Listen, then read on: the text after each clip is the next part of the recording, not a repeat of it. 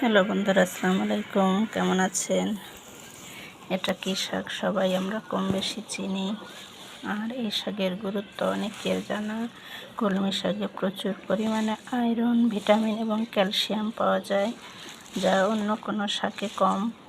তো আমরা বেশি বেশি এই শাকগুলো খাবো।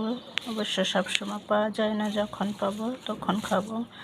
আর এটা বাজার থেকে আনার পরে দেখেন আমি যেটা করেছি, অসংখ্য ময়লা থাকে, সুন্দর করে বেছে নিয়ে তারপরে সুন্দর করে ধোবেন, ধুয়ে পরিষ্কার করে তারপর কেটে তেল, কাঁচামরিচ, পেঁয়াজ দিয়ে একবারে রান্না করবেন।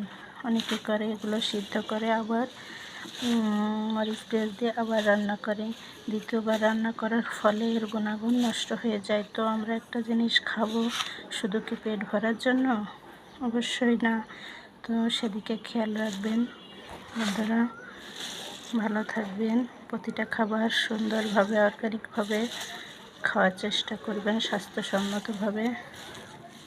তো আপনাদের সুস্বাস্থ্য কামনা করছি। আজ দুপুরে এটা রান্না হবে, আপনাদের দাওয়াত রইল।